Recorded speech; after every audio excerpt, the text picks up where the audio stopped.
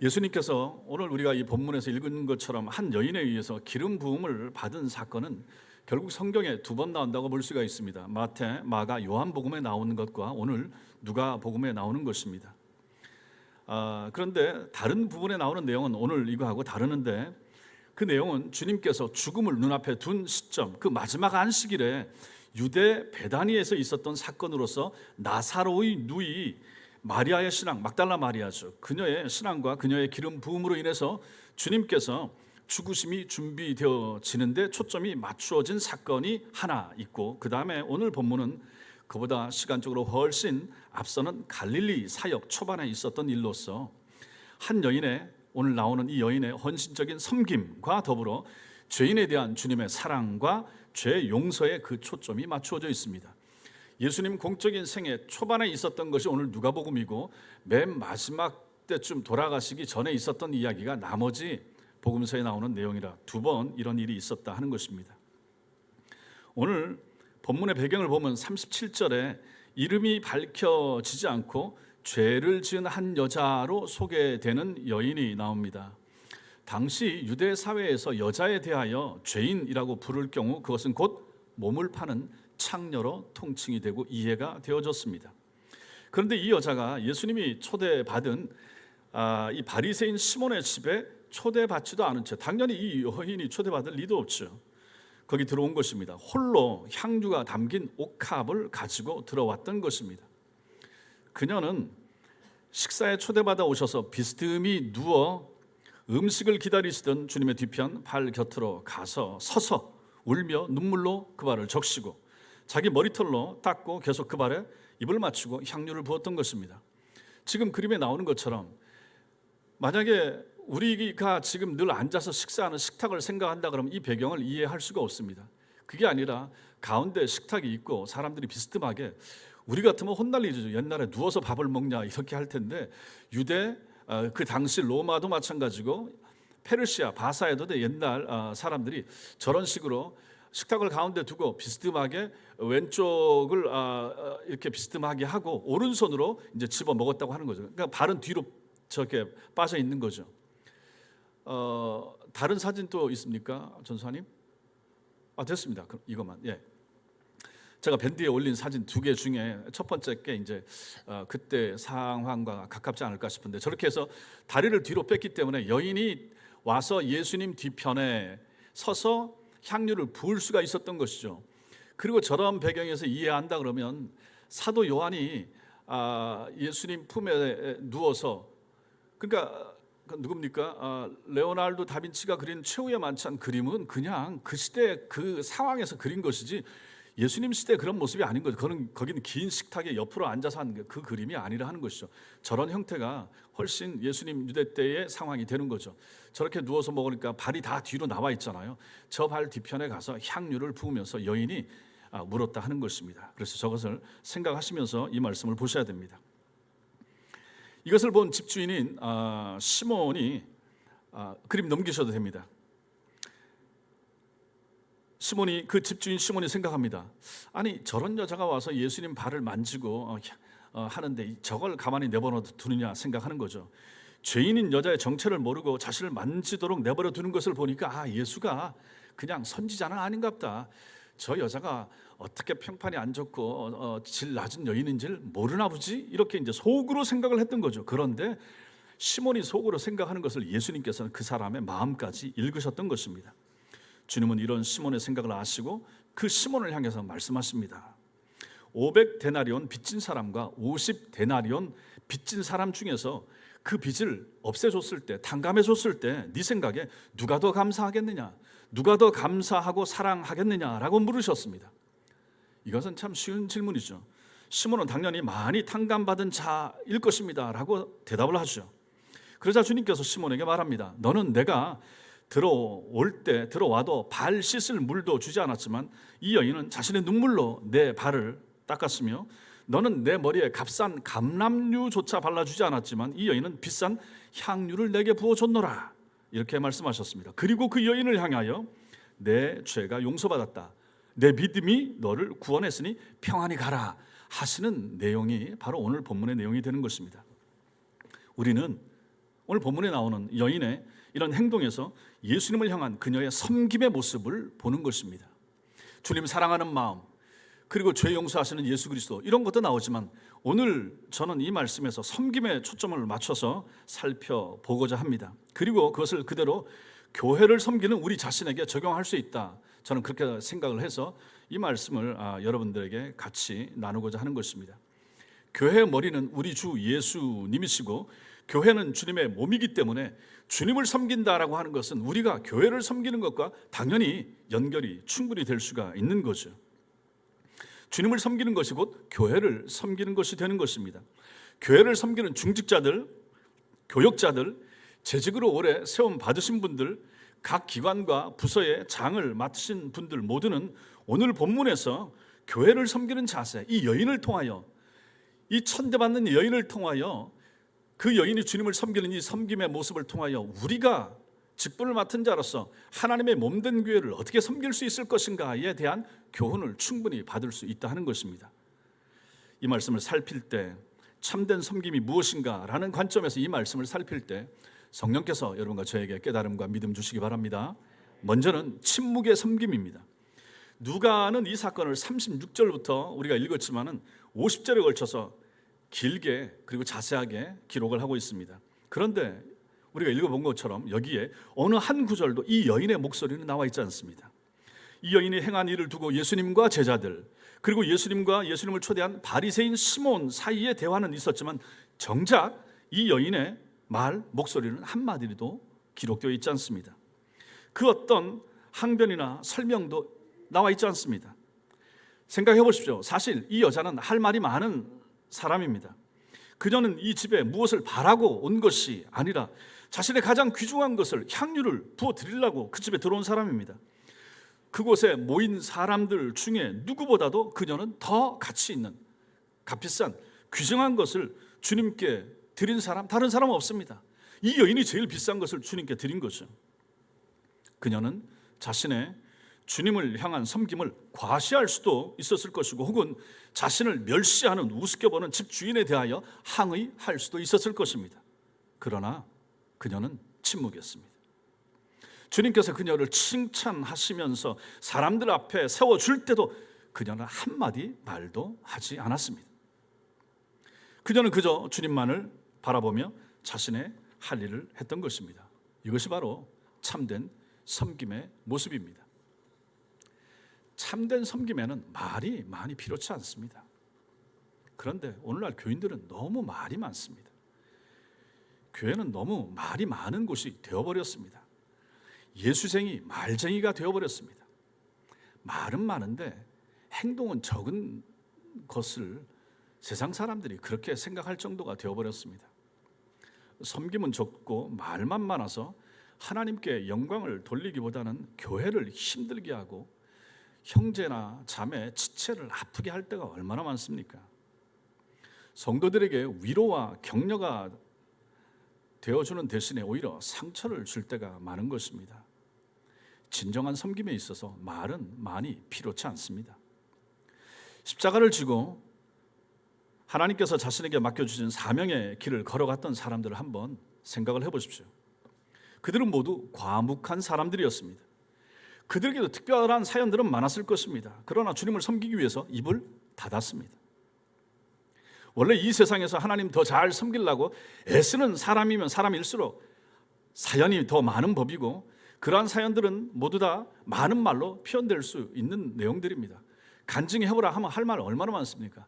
내가 교회를 어떻게 섬겼노라 얘기하라고 하면 전부 다 할 말 있지 않습니까? 예수를 10년, 20년, 30년, 50년 섬기고 교회 직분자가 되면 얼마나 할 일이 많겠습니까? 앞에 있었던 교회, 내가 당했던 어려운 거, 어처구니 없는 일들 얼마나 말하려고 하면 많겠습니까? 그런데 그런 말들을 여기 모여서 이 자리에서 다 쏟아놓을 필요는 없지 않습니까? 기관으로 모였을 때도 마찬가지고 전도의 모임을 해도 마찬가지. 그런 말 할 수 있는 그런 자유로운 때나 해도 됩니다. 그러나 공식적인 모임이라든지 회의 시간이라든지 다른 사람들이 같이 있는 자리는 그런 것을 굳이 다 풀어놓아 얘기할 필요는 없는 것이죠. 그 사연들은 모두 가슴에 묻는 것입니다. 신앙생활을 열심히 하고 잘하는 사람들은 사연을 묻죠. 입으로 표현하지 않죠. 왜 그렇습니까? 하나님이 아시면 되니까요. 주님 앞에 표현하면 되지 않겠습니까?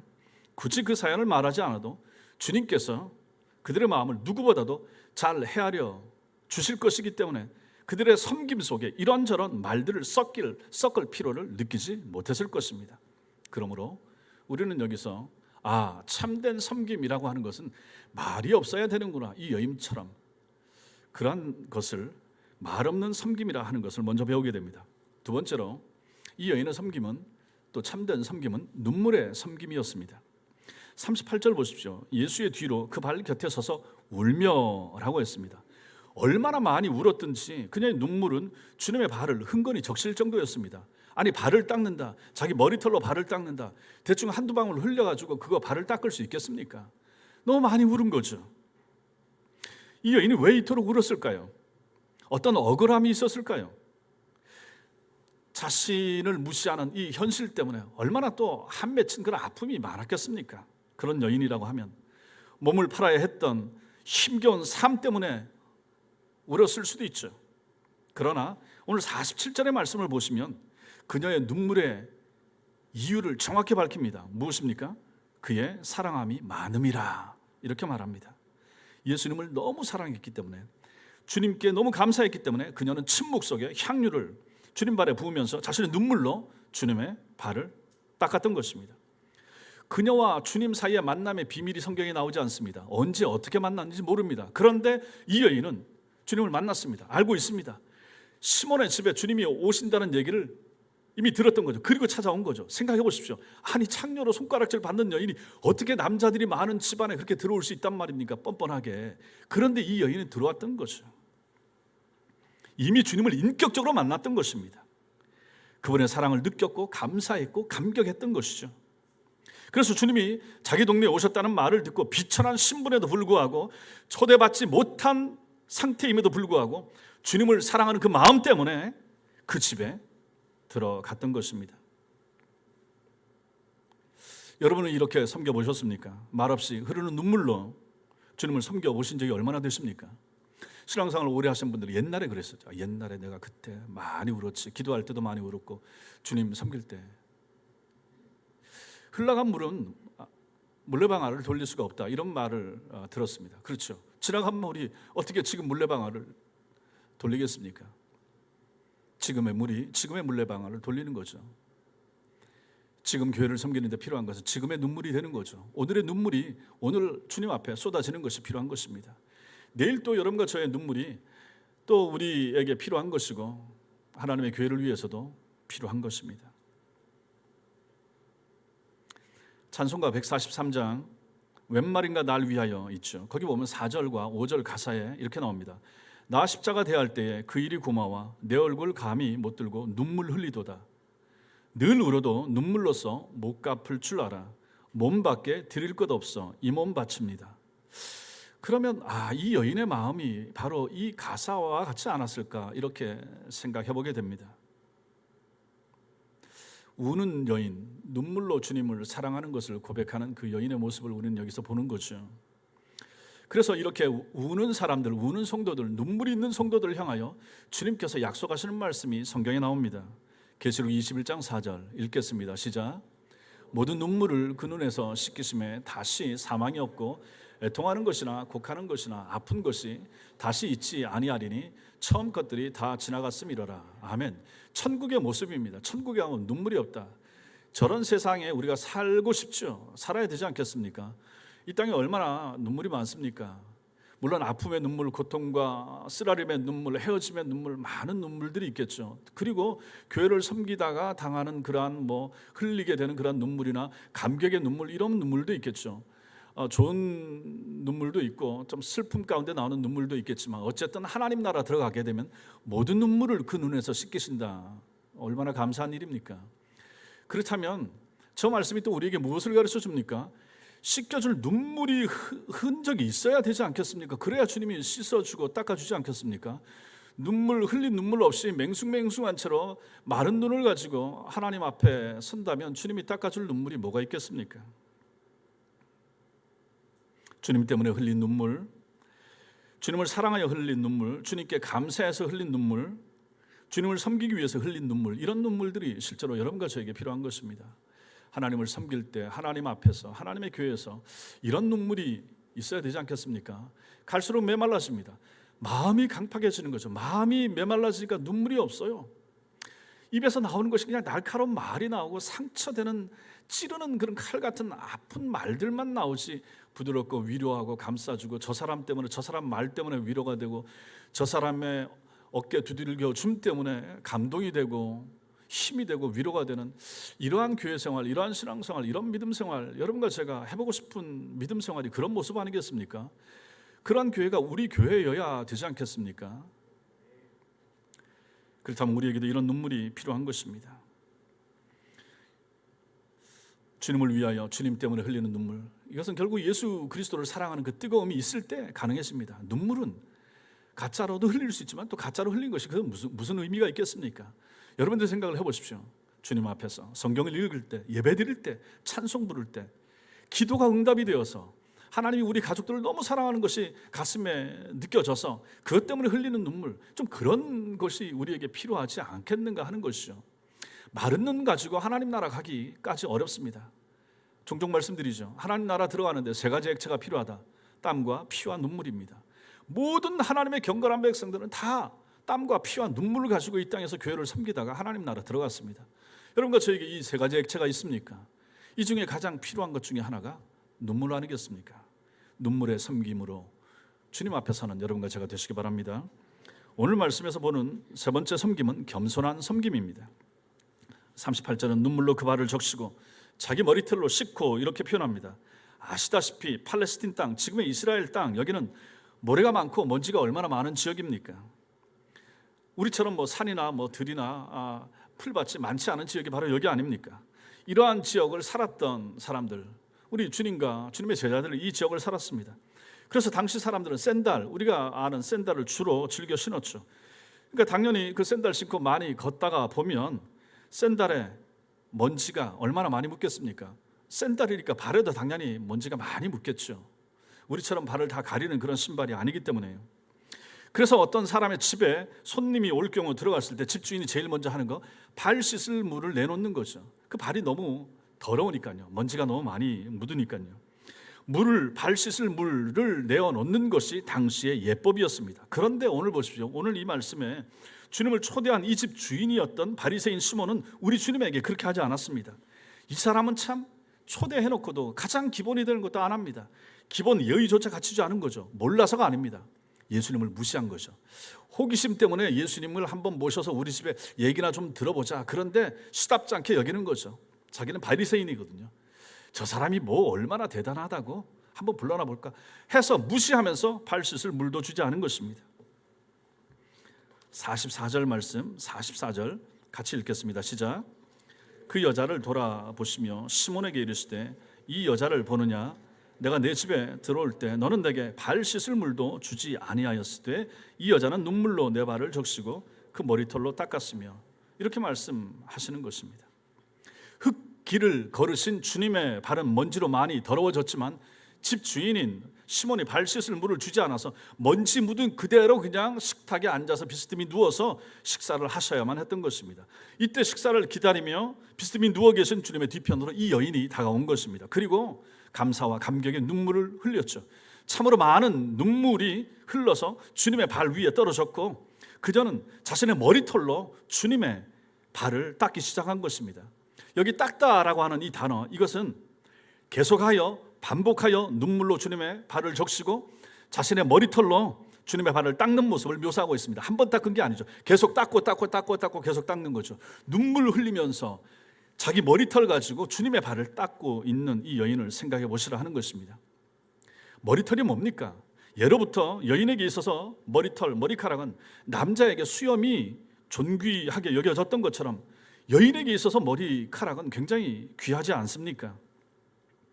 그런데 이 여인은 그 자신의 머리카락으로 주님의 먼지 묻은 발을 거리낌 없이 닦아내고 있었던 것입니다.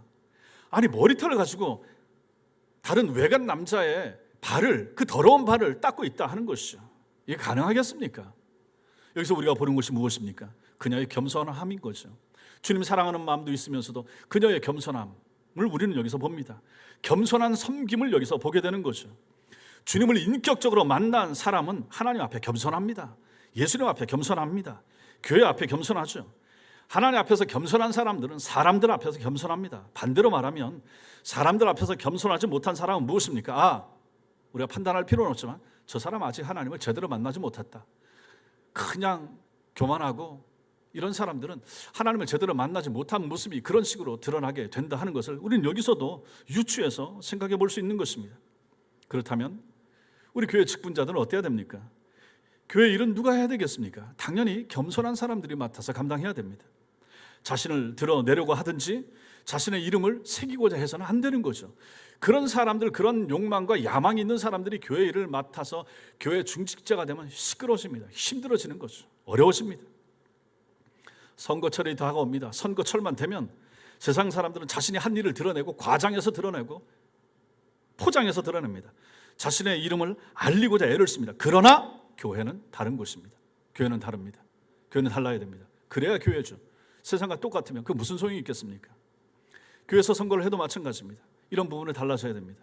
그런데 그렇지가 못한 것이 우리 현실입니다. 교단장 선거를 봐도 마찬가지고 교단장이 되고 싶어서 애를 쓰고 힘쓰고 그런 모습들 별로 바람직하지 못한 모습입니다. 교회 일꾼들은 그들과 달라야 됩니다. 섬김은 절대로 자기 과시가 될 수 없습니다. 자기 자랑이나 자기 업적이 될 수 없습니다. 내가 여기서 뭐 했노라 그런 말을 할 필요 없습니다. 앞으로도 마찬가지입니다. 여러분들이 저와 같이 믿음 생활을 하시면서 마찬가지입니다. 제가 우리 교회를 위해서 뭘 했습니다. 아무도 없습니다. 지금까지 제게 와서 그렇게 얘기하신 적이 없지만은 앞으로도 마찬가지입니다. 얘기할 필요 없습니다. 주님이 아시면 되죠. 내가 이 교회를 위해서 얼마나 오래 있었고 내가 무슨 일을 했으며 얘기할 필요 없죠. 겸손해야 되는 거죠. 주님만 아시면 되지 않겠습니까? 사람이 알아줘서 뭐 하겠습니까? 그 앞에서는 아우 수고하셨습니다, 잘하셨습니다 하겠지만 뒤로 돌아서면 뭐 그거 잊어버리지 않겠습니까? 하나님 앞에서 하는 것이죠. 참된 섬김은 겸손한 섬김이어야 합니다. 세 번째로 우리는 이 말씀에서 이 여인의 섬김 가운데서 보는 것은 사랑의 섬김, 사랑으로 섬김, 이것을 보게 됩니다. 38절에 그 발에 입 맞추고 이렇게 말씀합니다. 그 발에 입 맞추고, 입술이나 이마나 볼에 입을 맞추는 것은 애정의 표현입니다. 연인 사이에, 부모와 자식 사이에, 친구와 형제 사이에 입을 맞춥니다. 오늘 본문의 죄인은 이 여인도 입을 맞추고 있습니다.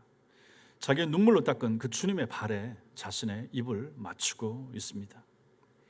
집주인 바리새인 시몬과 제자들이 보는 가운데 지치고 상하신 주님의 그 발에 몸을 굽혀서 다리를 굽혀서 무릎을 꿇고 머리를 숙여서 그 여인이 주님의 발에 입을 맞추었습니다. 생각해 보십시오. 이 여인이 주님의 발에 입을 맞췄다. 이 입맞춤은 무엇입니까? 사랑과 경배의 입맞춤이었던 거죠. 너무너무 사랑해서 그 여인 마음속에는 예수 그리스도에 대한 사랑, 하나님의 아들로서의 예수가 믿어졌다라고 우리는 봐야 되는 거죠. 그 주님 앞에 그렇지 않다면 어느 외간 남자에게 그 더러운 발에 자기 눈물로 자기 머리칼로 씻으면서 거기다가 누가 입을 맞출 수 있겠습니까? 그 더러운 발에 예수님의 발이라고 해서 먼지가 안 묻겠습니까?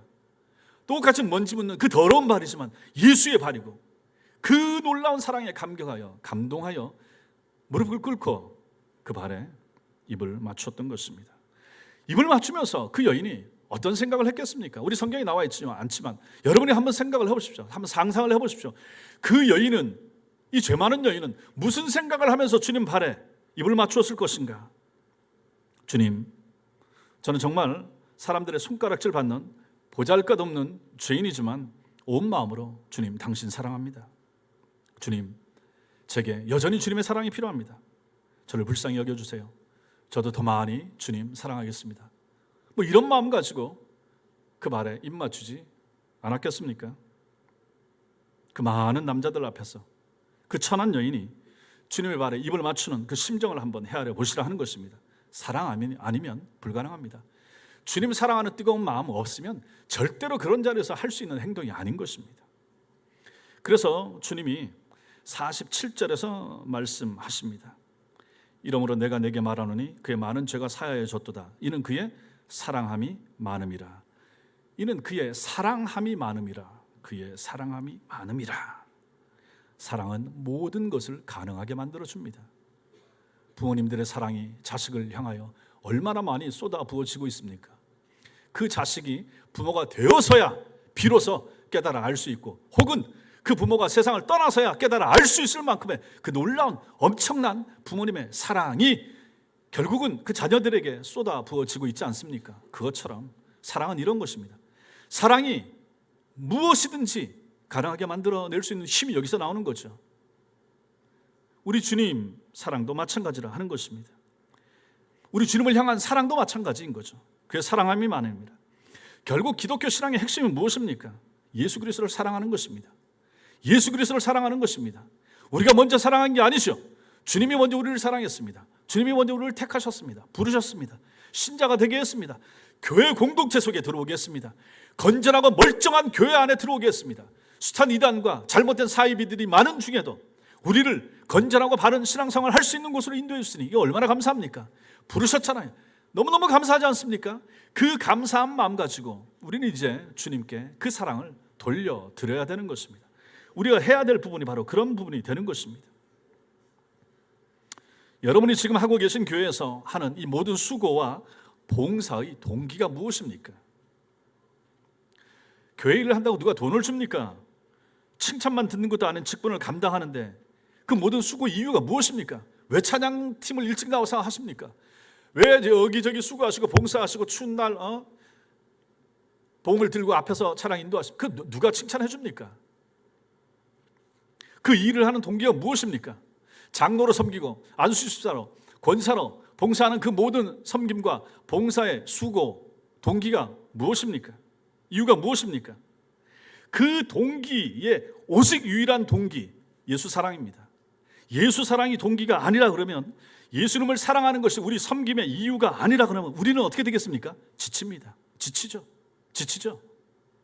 안 그렇겠습니까? 교회를 하다 상처받잖아요.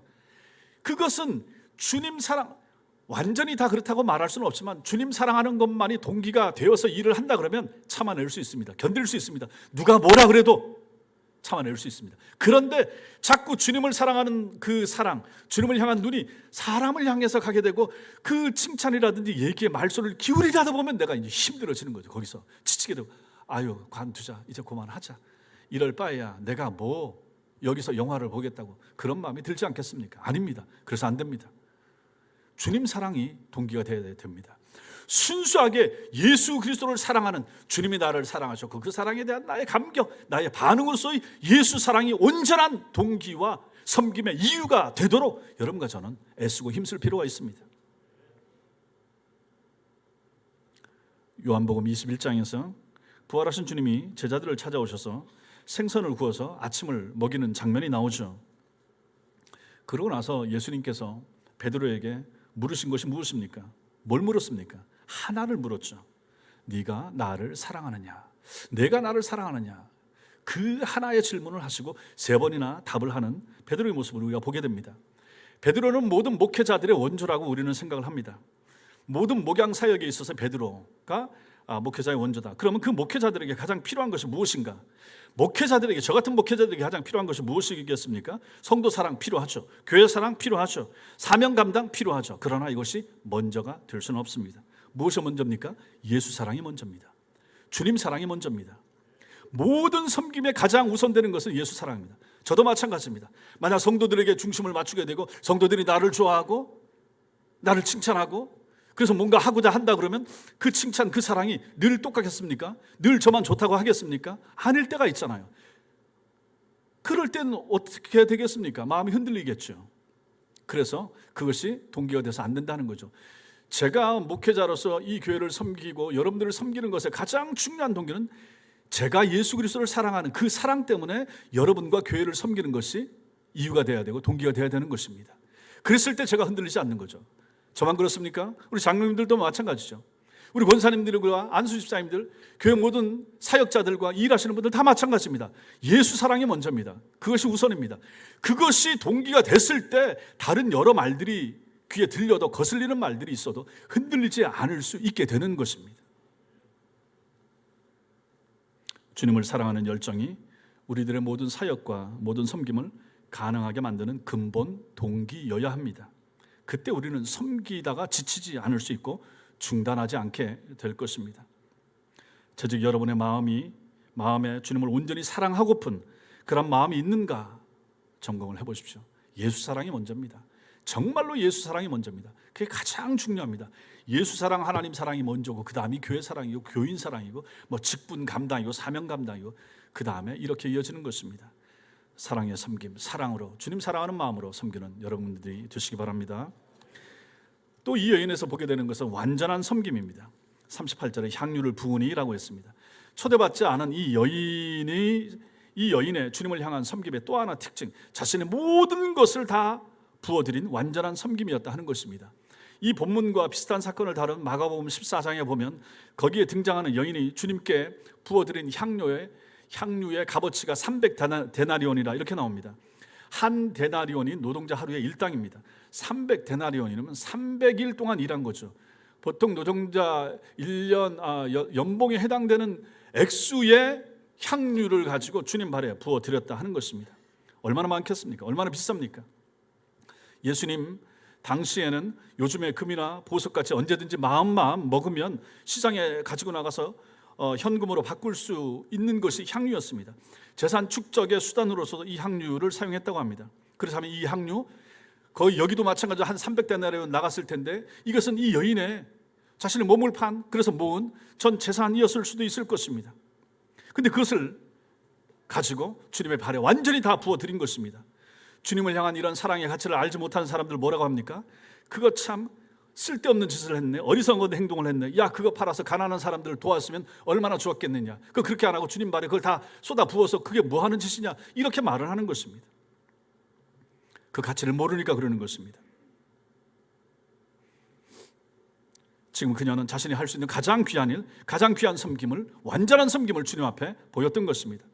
사람의 몸으로 오신 하나님의 아들의 발에 향유를 부었던 여인은 수많은 사람 중에서 이 세상 살다 간 모든 여인 중에서 막달라 마리아와의 이 여인 단 2사람밖에 예수님 발을 직접 만지면서 그 발에 향유를 부었던 사람 이 2사람밖에 없습니다. 얼마나 영광스럽습니까?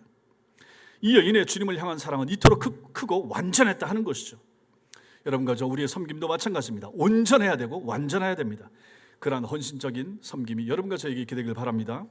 마지막으로 우리는 여기서 보는 것이 향기로운 섬김이었다 하는 것이죠. 비슷한 사건을 다룬 요한복음 12장 3절 말씀 같이 읽겠습니다. 시작. 마리아는 지극히 비싼 향유 곧 순전한 나드 한 근을 가져다가 예수의 발에 붓고 자기 머리털로 그의 발을 닦으니 향유 냄새가 집에 가득하더라. 오늘 죄 많은 여인이나 막달라 마리아의 섬김의 마지막 특징은 그 향기에 있었습니다. 그렇지 않겠습니까? 그 향유 전체를 가지고 발에 부었으니 향유 냄새가 그 온 집안에 진동했겠죠. 그녀가 부어드린 그 향유로 인해서 주님 발도 주님 몸도 이 여인도 그 집에 모여 있었던 모든 사람들에게도 향기가 가득하게 되었을 것이라 하는 것입니다. 우리 예수님의 섬김을 생각을 해보십시오. 주님이 가는 곳마다 천국 복음이 전파되었고 하나님의 뜻이 이루어졌습니다. 사람들이 병 고침 받았고 주님 사랑에 감격했습니다. 사람들 마음에 예수 그리스도의 향기가 남았습니다. 감동과 즐거움과 기쁨이 충만했죠. 주님을 만난 사람들마다 정성으로 섬기는 교회 섬김의 향기가 바로 이러한 역할을 감당한다 하는 것입니다. 우리의 섬김도 이래야 됩니다. 여러분과 제가 교회를 섬기고 사랑하고 충성하고 헌신했을 때 이러한 향기가 남아야 되는 거죠. 나의 섬김으로 말미암아 다른 사람이 기뻐하고 나의 충성과 헌신으로 말미암아 우리 교회가 향내가 진동할 수 있도록 그런 섬김, 그런 아름다운 섬김, 향기 나는 섬김, 그것이 필요하다 하는 것을 오늘 이 여인의 섬김의 모습이 우리에게 보여주는 것입니다. 사랑하는 성도 여러분, 우리 교회는 새해를 맞이하여 47명의 재직, 12명의 기관장과 7명의 부장을 세웠습니다. 이분들은 모두 우리 천성교회 일꾼이고 청지기들입니다. 이분들을 중심으로 올 한 해 동안 열심히 하나님 나라 사역을 위하여 우리 교회가 달려가게 될 것입니다. 그리고 우리 모든 성도들도 마찬가지로 주님 나라의 일꾼으로 부름받은 하나님의 사람들입니다. 이런 우리이기 때문에 우리에게 필요한 것이 바른 섬김의 자세입니다. 그 바른 섬김의 자세를 우리는 오늘 이 여인에게서 보는 것이죠. 침묵의 섬김, 눈물의 섬김, 겸손한 섬김, 사랑의 섬김, 완전한 섬김, 그리고 향기로운 섬김. 이러한 섬김이 우리의 것이 되어야 하는 것입니다. 우리는 섬김에 있어서 그릇된 생각을 버릴 필요가 있습니다. 큰 섬김이 있고 작은 섬김이 있다. 상급이 많은 섬김, 그렇지 못한 섬김이 있을 것이다. 화려한 섬김과 초라한 섬김, 그런 섬김은 없습니다. 섬김에 있어서 어떤 마음과 자세로 섬겼는가, 이것이 제일 중요합니다. 그것을 오늘 죄 많은 여인이 우리에게 잘 보였습니다. 그리고 이 모든 섬김의 핵심은 무엇입니까? 먼저 주님을 사랑하면서 온다라고 하는 이 사실을 결코 잊지 않으셔야 됩니다. 우리 주 예수님을 뜨겁게 사랑함으로 교회와 성도들을 진정으로 섬길 줄 아는 성도들이 되시기를 주님의 이름으로 축원합니다. 기도하겠습니다.